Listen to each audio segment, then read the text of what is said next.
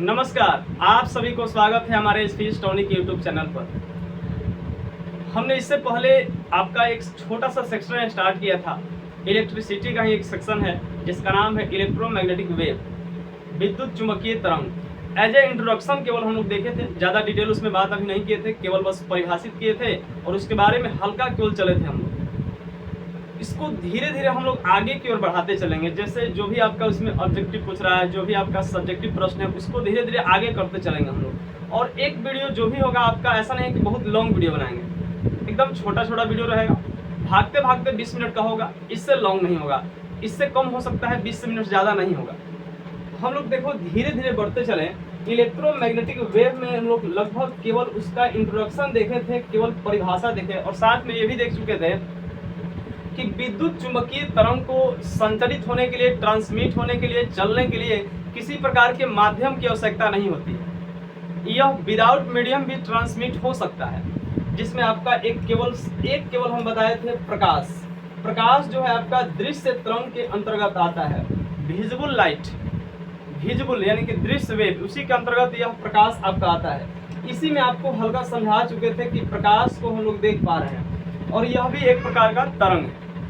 इसमें हम लोग देखे क्या थे कि यह आपको सबसे पहले यह भी बताया गया था कि इसका जो प्रकाश का वेग होता है 3 × 10 के पावर 8 मीटर प्रति सेकेंड होता है। 3 × 10 के पावर 8 मीटर प्रति सेकेंड। यह बिना माध्यम का भी संचालित हो सकता है। इतनी बात हम लोग कंप्लीट यह देख चुके हैं। आपको इसमें थोड़ी बात और समझना है।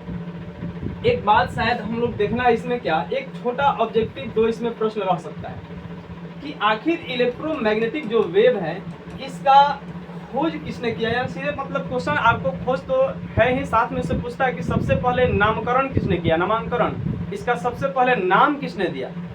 तो एक वैज्ञानिक है जिनका नाम है मैक्सवेल। मैक्सवेल ने सबसे पहले विद्युत चुंबकीय तरंग का नाम दिया। और एक और प्रश्न आता है इसमें कि इसमें आपका जो विद्युत चुंबकीय तरंग है, इलेक्ट्रोमैग्नेटिक वेव है, इसका प्रायोगिक परीक्षण सबसे पहले किसने किया। प्रायोगिक परीक्षण यानी कि लेबोरेटरी टेस्ट की बात करें, सबसे पहले किसने किया, तो इसमें एक वैज्ञानिक है जिनका नाम है हर्ट्ज। आपके एक बार प्रश्न दे चुका है एग्जाम में, एक बार ऑब्जेक्टिव दिया था कि सर्वप्रथम विद्युत चुंबकीय तरंग का प्रायोगिक परीक्षण किस वैज्ञानिक ने की, तो उनका नाम है हर्ट्ज। आपका ये 2 ऑब्जेक्टिव रह सकता है। इसको हम पूरा कंप्लीट करवा देंगे, लिखवा देंगे। आपका परिभाषा भी विद्युत चुंबकीय तरंग का लिखवा दिया जाएगा, जो पिछले वीडियो में बात की है सब आपको कंप्लीट करवाया जाएगा। अभी केवल आप इस बातों को सुनिए बढ़िया से। देखिए इसमें आपको समझाएं, थोड़ी बात और आगे बढ़ना है इसमें। देखो सब अगले जो प्रश्न की बात करें, या आप इसमें कर सकते हैं। जैसे आपका एक प्रश्न है इसमें, इस प्रश्न में आपका एक प्रश्न बहुत बढ़िया पूछता है, जिस एक बार पूछ चुका है, विद्युत चुंबकीय स्पेक्ट्रम। विद्युत चुंबकीय स्पेक्ट्रम क्या है? विद्युत चुंबकीय स्पेक्ट्रम क्या है? स्पेक्ट्रम को ही वर्णपट कहा जाता है। वर्ण के मतलब होता है रंग, और पट में हो सकता है पट्टी। रंगों की जो पट्टी है उसी को वर्णपट, इसी को हम लोग स्पेक्ट्रम कहते हैं। देखिए इसमें 2 बात पहले समझ लीजिए, उसके बाद हम लोग आगे बढ़ेंगे। कुल मिला के विद्युत चुंबकीय तरंग की बात करें तो आपका कुल मिला के 7 विद्युत चुंबकीय तरंग पढ़ना है। और एक और बात आपको समझा दें कि विद्युत चुंबकीय तरंग जो है यह अनुप्रस्थ तरंग है। यह अनुप्रस्थ तरंग है। 2 तरह का तरंग होता है, एक अनुप्रस्थ और दूसरा एक और आपका होता है अनुदैर्घ्य। अनुप्रस्थ और दूसरा है अनुदैर्घ्य, ट्रांसवर्स लॉन्गिट्यूडिनल। यह है क्या, कहता है कि देखिए प्रकाश मतलब इसमें प्रकाश जैसे चलता है, जैसे विद्युत चुंबकीय तरंग एक प्रकार का मतलब प्रकाश भी विद्युत चुंबकीय तरंग है। अगर इस तरह से ऐसे चल रहा है तो इसी को हम लोग कहते हैं कि ये अनुप्रस्थ है। अगर आगे पीछे ऐसे दोलन कर रहा है, इस तरह से आगे पीछे ऐसे दोलन कर रहा है, तो इसको हम लोग कहते हैं कि यह अनुदैर्घ्य तरंग है। जैसे ध्वनि की बात करें तो हम बताए थे पिछले वीडियो में कि ध्वनि को संचालित होने के लिए, साउंड को चलने के लिए, आवाज को चलने के लिए, उसमें आपको माध्यम की आवश्यकता है। चाहे वो माध्यम हो सकता है हवा हो सकता है उसमें आपका ठोस हो सकता है कि द्रव हो, या आपका किसी में भी संचालित हो सकता है। देखिए इसमें अनुदैर्घ्य तरंग जो है इसमें आपका इस तरह से वाइब्रेट करता है, जैसे ध्वनि वाइब्रेट करता है, आगे पीछे दोलन करता है, इसको अनुदैर्घ्य तरंग कहते हैं। जैसे ध्वनि एक प्रकार के अनुदैर्घ्य तरंग है, लेकिन यह जो विद्युत चुंबकीय तरंग सातों पढ़ना है, सातों के सातों आपका अनुप्रस्थ तरंग है। इसमें इस तरह से ऐसे चलता है, अगर ऐसे मान लो इस तरह से जो ऐसे चल रहा है तो यह जो होता है स्ट्रिंग कहलाता है, इसको स्ट्रिंग कहते हैं। और निचले भाग को गर्त कहा जाता है, फिर आपका स्ट्रिंग है और यही आपका गर्त है फिर। और यही दो स्ट्रिंग और एक गर्त के बीच की दूरी को तरंग दैर्घ्य कहा जाता है। एक टर्म आएगा आपका इसमें तरंग दैर्घ्य, दो स्ट्रिंग और एक गर्त के बीच की दूरी को तरंग दैर्घ्य कहा जाता है। फिर इसमें आपका संपीड़न विवलन है, आपको तो ये नहीं पढ़ना है, लेकिन आपको अनुप्रस्थ पढ़ना है। एक ऑब्जेक्टिव पूछ सकते हैं ऐसे कि विद्युत चुंबकीय तरंग है अनुप्रस्थ या अनुदैर्घ्य, आपका है इसमें अनुप्रस्थ। और इसमें आपको ध्यान रखना है कि दो स्ट्रिंग और एक गर्त के बीच की दूरी को तरंग दैर्घ्य कहते हैं। ये तो बातें आपको इसमें पढ़ना है, ऑप्टिक्स में तरंग दैर्घ्य ज्यादा पढ़ना है, वेवलेंथ तो वहाँ डिटेल पढ़ना है, जिसमें आपका आएगा एक वेव ऑप्टिक्स, उसमें डिटेल पढ़ना है। लेकिन थोड़ा सुन लीजिए इसमें कि दो स्ट्रिंग और एक गर्त के बीच की दूरी को तरंग दैर्घ्य कहते हैं, और एक प्रकार की दूरी है और इसको लैम्डा द्वारा सूचित करते हैं। यह तो हो गया तरंग दैर्घ्य वेवलेंथ, इसको लैम्डा से, और इसका जो छोटा दूरी होने के कारण इसको एंगस्ट्रॉम में मापा जाता है। दूसरी बात एक और आएगा, इसमें आवृत्ति आएगा आपका। इसमें इतनी बात तो आपको समझ में आ गया। एक आएगा आवृत्ति। आवृत्ति आवृत्ति क्या कहता है कि अगर ऐसे चल रहा है, एक दोलन है, यह दो दोलन है, यह तीन दोलन है, कहता है कि एक सेकंड में जितना बार दोलन करता है उसी को आवृत्ति कहते हैं। जो विद्युत चुंबकीय तरंग है एक बार में जितना बार दोलन करेगा, ऐसा ऐसे मतलब यह आपका इतना दूर तक एक बार हुआ, इतना फिर दूर तक दो बार हुआ, इतना दूर तक तीन बार हुआ, ऐसे ऐसे एक सेकंड में जितना बार दोलन करेगा इसी को हम लोग आवृत्ति कहते हैं। और आवृत्ति को n द्वारा सूचित करते हैं और इसका SI मात्रक हर्ट्ज होता है। इतनी बात क्यों समझा, थोड़ी बात और समझिएगा, ध्यान से बढ़िया समझना आपको। देखिए यही आपका प्रश्न परीक्षा में आएगा, विद्युत चुंबकीय स्पेक्ट्रम वर्णपट किसे कहते हैं। तो कुल मिला के हम लोग के 7 विद्युत चुंबकीय तरंग पढ़ना है, 7 को पढ़ना है। इसमें आपका एक बार लगता है पिछला वीडियो में हल्का केवल समझाए थे, सातों में आपका एक ट्रिक दिए थे कि RMI VUXY, आपको एकदम याद कर लेना बढ़िया से, बस इतना याद रहेगा, सातों हो गया। RMI VUXY, Y नहीं है यहाँ पर, गामा होता है, लेकिन बस बोलने के लिए आपका Y बोल देते हैं।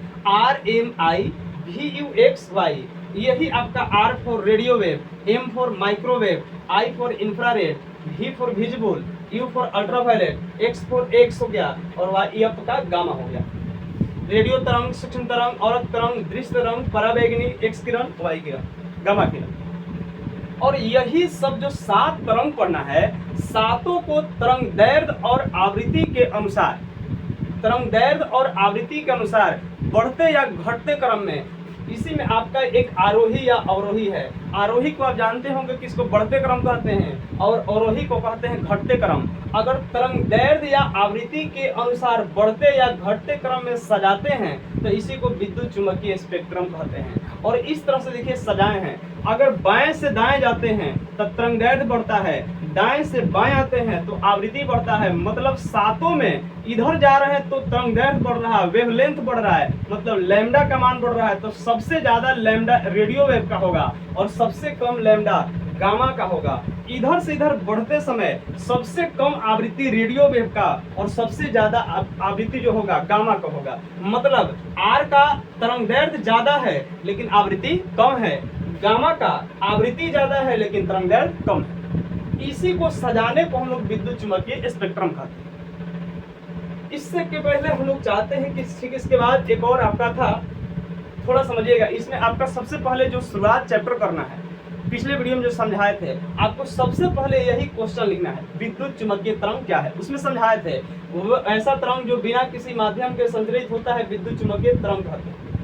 इसका वेग 3 × 10⁸ मीटर प्रति सेकंड होता है। इसी को 3 लाख किलोमीटर प्रति सेकंड भी कह सकते हैं। यह भी आपको बताया था कि C बराबर 1/√μ0 क्योंकि इसमें विद्युत का भी गुण है, चुंबक का भी गुण है। विद्युत के मतलब ε0, चुंबक के मतलब μ0। इसी को जब आगे बढ़ाएंगे तब μ0 का वैल्यू 4π × 10⁻⁻7, इसका वैल्यू 1/36π × 10⁻9। जब इसको आगे बढ़ाइएगा तो 9 बार में कटेगा, 10 के पावर 9, ऊपर 1 है, 10 के पावर 7 नीचे आएगा तो प्लस में चल जाएगा। तो यही आपका 9 गुने 10 के पावर 9, ये माइनस आ गया प्लस में, 9 और 7 हो गया 16, 9 का वर्गमूल 3 और 10 के पावर 8, 16 का वर्गमूल 8 हो गया। मतलब सभी विद्युत चुंबकीय जो तरंग है, कुल मिला के सातों विद्युत चुंबक, ऐसा नहीं कि केवल एक प्रकाश, केवल सबका वेग इतना ही होता है। और उसमें कुछ बातें आपको लिख चुके जो बताया अभी। विद्युत चुंबकीय तरंग का नाम सर्वप्रथम मैक्सवेल ने दिया और इसका जो प्रायोगिक परीक्षण सर्वप्रथम हर्ट्ज ने किया। ये आपको ध्यान रखना है, इसको आप स्क्रीनशॉट ले लीजिए और आप अपने कॉपी में इसको नोट डाउन कीजिए। फिर उसमें आपका यह भी बताएं कि विद्युत चुंबकीय तरंग एक अनुप्रस्थ तरंग है, अनुदैर्ध्य नहीं है। ध्वनि एक अनुदैर्ध्य तरंग है, यह एक प्रकार का अनुप्रस्थ तरंग है। फिर विद्युत चुंबकीय तरंग की संख्या 7 है। आपका इतना बात हम बता चुके, आप इसका एक स्क्रीनशॉट ले लीजिए। फिर उसके बाद हम लोग को देखना है, एक और समझने की जरूरत है, फिर यह आपको समझना है, यह आप स्क्रीनशॉट लेके इसको आप लिख लीजिए। थोड़ी बात और समझें, ध्यान दीजिएगा बढ़िया से, हम लोग ध्यान देने यहाँ से समझने की जरूरत है, थोड़ा ध्यान दीजिए। इसमें आप केवल यही समझते हैं, केवल हम लोग देख पा रहे हैं, केवल इसी तरंग को महसूस कर पाते हैं, देख पाते हैं, जिसको दृश्य तरंग कहते हैं, विजुअल वेव भी कह सकते हैं, कहीं कहीं आपका दृश्य किरण भी लिखा रहेगा। आपको एक मन में सवाल आ रहा होगा और आना भी चाहिए, सवाल आपका आना स्वाभाविक है कि इधर हम तरंग लिख रहे हैं, यहाँ भी तरंग लिखें, यहाँ भी तरंग लिखें। देखिए कहीं कहीं यहाँ किरण भी लिखा रहेगा, परावैंगनी किरण, इधर आपका लिखा रहेगा, इधर आपका एक्स किरण, यह गामा किरण। तो आखिर जब यह तरंग है तो तरंग में किरण कहाँ से आ गया, रे कहाँ से आ गया? तो ये सवाल आपको मतलब कि यह आपका जो क्वेश्चन आया मन में कि आखिर तरंग है तो किरण कहाँ से आया, तो इसका भी जवाब है। हम लोग जब स्टार्ट करेंगे धीरे धीरे, जब इसका ऑपरेशन करेंगे, इसका एक क्लास लगेगा ऑपरेशन करेंगे, फिर इसका एक लगेगा, फिर इसका एक लगेगा, बाकी धीरे धीरे छोटा होता चला जाएगा। हम लोग भर पेट ऑपरेशन जब करेंगे तो कंप्लीट आपका हो जाएगा कि तरंग के साथ साथ बीच में लास्ट में किरण, इसको क्यों बोल सकते हैं। हम लोग धीरे धीरे इसको आगे बढ़ाएंगे। थोड़ा हल्का हम आपका विजुअल के बारे में समझाएंगे, क्योंकि आप इसी को देखते हैं। देखिए विजुअल के मतलब दृश्य तरंग, जो प्रकाश होता है एक प्रकार का दृश्य तरंग है। थोड़ी बात आपको समझाएं, सूर्य से जो प्रकाश आता है उसमें आपका दृश्य तरंग है, और ध्यान रखना है कि जो सूर्य से प्रकाश आता है उसमें केवल ऐसा नहीं है कि केवल दृश्य तरंग आता है। आपसे एक प्रश्न पूछें, जैसे आप अभी देखें कि 7 तरह के इसमें है आपका, इसमें 7 वो है RMI VUXY, रेडियो, सूक्ष्म, औरक्त, दृश्य, परावैंगनी, एक्स और गामा। आपसे एक प्रश्न पूछा जाए, आप इतना ध्यान रखिएगा, आप तो अपने कॉपी में इसको नोट कीजिएगा, थोड़ी बात समझे। आपसे एक प्रश्न पूछा जाए कि कौन विद्युत चुंबकीय तरंग, कौन विद्युत चुंबकीय तरंग नहीं है, कौन विद्युत चुंबकीय तरंग नहीं है। इसमें आपका एक ऑप्शन हो गया, इसमें आपका ऑप्शन दे दिए रेडियो तरंग, रेडियो तरंग। दूसरा आपका ऑप्शन दे दिया जाए सूक्ष्म तरंग, सूक्ष्म तरंग। या क्वेश्चन कह दें कि कौन विद्युत चुंबकीय तरंग, ठीक है, यही आपका क्वेश्चन ठीक नहीं है। तीसरा आपका एक और ऑप्शन दे दिया जाए, इसमें आपका उष्मीय तरंग, उष्मीय तरंग। और लास्ट एक और ऑप्शन दे दिया जाए डी नंबर आपका, जो 4 नंबर ऑप्शन इसमें दे दें, इसमें इनमें से कोई नहीं, या ऑल ऑप्शन दे दो तो ठीक रहेगा। इसमें आपका नहीं है, क्वेश्चन तो पूछ दिए हैं, नहीं है। चलिए इसमें आपका ऑप्शन, इसमें एक और ऑप्शन दे दिया जाए, ऑल का ऑप्शन डाल देते तो ठीक था। क्वेश्चन तो थोड़ा दूसरा टाइप का हो गया, लेकिन आप यहाँ पे ऑल ऑप्शन डाल देते। कौन विद्युत चुंबकीय तरंग नहीं है, तो आप देखें अभी कि रेडियो तरंग उसमें है, सूक्ष्म तरंग उसमें है, और उसमें आपका उष्मीय तरंग नहीं है। तो आपका सही आंसर क्या हो जाएगा इसमें, उष्मीय तरंग। अगर ऐसा आप सोचते हैं तो समझिए कि कहीं ना कहीं आपको, देखिए क्वेश्चन आपके परीक्षा में ऐसा रहेगा कि देखने में लगेगा कि एकदम सही है, लेकिन आपका घुमाया हुआ प्रश्न रहेगा। थोड़ी बात समझाएंगे तो आपको क्लियर हो जाएगा। अभी प्रश्न को छोड़ते हैं। देखिए सूर्य के प्रकाश में ऐसा नहीं कि केवल दृश्य तरंग आता है, केवल देखने वाले, जिसमें 3 तरह का तरंग आएगा। इसमें आपको ध्यान रखना है कि सूर्य के प्रकाश के साथ 3 तरह की तरंग आता है, एक दृश्य, एक इसी में आपका है अवरक्त, और इसी में आपका है परावैंगनी। तीनों तरंग इसमें साथ ही आता है। जो तरंग हमें किसी वस्तुओं को, आंखों की अनुभूति होता है जिससे देखने की, किसी वस्तु को देखने की आंखों की जो अनुभूति होता है, आप जिसकी सहायता से वस्तुओं को देख पा रहे हैं, वही आपका विजुअल है। जिस तरंग के द्वारा आपको धूप में जैसे धूप महसूस होता है, गर्मी महसूस होता है, वही आपका अवरक्त है। और आवश्यकता मतलब निश्चित रूप से अगर कह सकते हैं कि एक निश्चित मात्रा में अगर है तो वही जो निश्चित मात्रा में रहने से जो विटामिन डी का काम कर रहा है वही पराबैंगनी किरण है। और ज़्यादा अगर विटामिन डी होगा, पराबैंगनी अगर ज़्यादा होगा तो यही चमड़े का कैंसर भी करेगा। आपको पराबैंगनी में कंप्लीट समझाएंगे। तो ध्यान रखना है कि सूर्य के प्रकाश के साथ ऐसा नहीं कि केवल दृश्य तरंग आ रही है, तीनों तरंग साथे आ रही है। जिससे गर्मी महसूस हो रहा है वही अवरक्त है, और जो एक निश्चित मात्रा में रहने पर विटामिन डी का काम कर रहा है वही आपका पराबैंगनी है, और जिससे वस्तुओं को देख सकते हैं वही आपका दृश्य है। तो गर्मी जो महसूस हो रहा है इसी को हम लोग उष्मीय भी कह सकते हैं। इसमें आपका उष्मीय भी एक प्रकार का विद्युत चुम्बकीय तरंग है, छुपा हुआ था अवरक्त में। तो यही आपका जो उष्मीय तरंग भी है, तो आंसर आपका इसमें हो जाएगा ऑल। मतलब यह भी है, यह भी है, यह भी है। रेडियो वेव, माइक्रोवेव, आपका इसमें हीट वेव यानी कि यह आपका इंफ्रारेड है। कुल मिला के आपको बातें समझ में आ रहा होगा कि यह जो चैप्टर होने जा रहा है बहुत बढ़िया चैप्टर होने जा रहा है। आपको दैनिक जीवन की बहुत सारी बातें समझने को मिलेगी इस चैप्टर में। चलिए नेक्स्ट टॉपिक में हम लोग चलेंगे। क्या इसमें आपको जो नेक्स्ट टॉपिक जैसे ही आएगा उसमें हम लोग डिटेल जो बात करेंगे रेडियो वेव के बारे में बात करेंगे। एक क्लास कंप्लीट लगेगा, इसमें आपका रेडियो वेव के बारे में समझाएंगे। मिलते हैं नेक्स्ट वीडियो में। Thank you, best of luck.